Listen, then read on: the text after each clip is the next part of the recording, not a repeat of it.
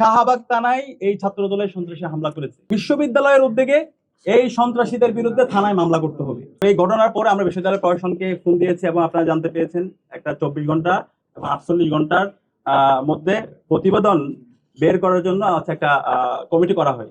তো 24 ঘন্টা এবং 48 ঘন্টা পার হয়েছে। সেই রিপোর্ট এখন আজকে আমরা জিজ্ঞেস করেছিলাম সেই রিপোর্টে আপনারা কি পেয়েছেন। তারা বলছে তাদের আরো অধিকতর তারা তদন্ত করছে। তা আমরা বিগত সময় দেখতে পেয়েছি এরকম তদন্ত কমিটি হয়েছে। তদন্ত কমিটি করার পরে তারা এই তদন্তের অধিকতর তদন্তের কথা বলে এইভাবে দায় মুক্তি দেওয়া হয়েছে। আমরা সুস্পষ্টভাবে বলেছি যে এই ছাত্র দলের সন্ত্রাসীরা শিক্ষার্থীর উপর হামলা করেছে, থানায় সাংবাদিকদের উপর মব তৈরি করে হামলা করেছে, ডাকসু নেতৃবৃন্দের উপর হামলা করেছে, ওসির সামনে মব তৈরি করে হামলা করেছে। এরা ক্রিমিনাল অফেন্স করেছে।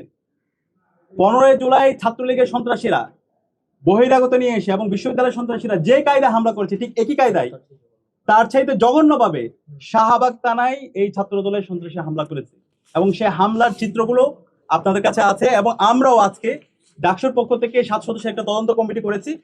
একদম ডিটেলস 22 জনের আমরা আপনাদেরকেও দিয়ে দেবো।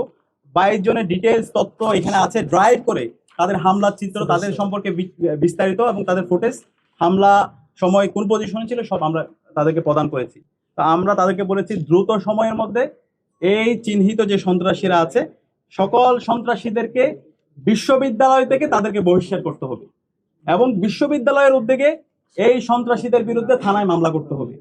এবং আমরা একই সাথে বলেছি যারা মারাত্মকভাবে আহত হয়েছে, জুলহাস এখনো কানে শুনতে পায় না, মুসাদ্দিক জুবাইর থেকে শুরু করে যারা আহত অবস্থায় সালবি, তাদের পূর্ণাঙ্গ চিকিৎসার দায়িত্ব বিশ্ববিদ্যালয় প্রশাসনকে নিতে হবে। এবং একই সাথে যে এই সাংবাদিকতা আমরা সবসময় বলি সাংবাদিকদের আমরা তাদের স্বাধীনতা নিশ্চিত করতে চাই। এই সাংবাদিকদের যাদের এই মত প্রকাশের স্বাধীনতাকে যারা রুদ্ধ করতে চায়, শাহবাগ থানায় মব তৈরি করে যারা সাংবাদিকদের উপর হামলা করেছে তাদেরকে তো আইডেন্টিফাই করতে হবে এবং ক্যাম্পাসে এবং সারা দেশে এই সাংবাদিকদের স্বাধীনতা নিশ্চিত করতে হবে এবং এটার জন্য একটা সুস্পষ্ট বিশ্ববিদ্যালয় থেকে তাদের অবস্থান ব্যক্ত করতে হবে।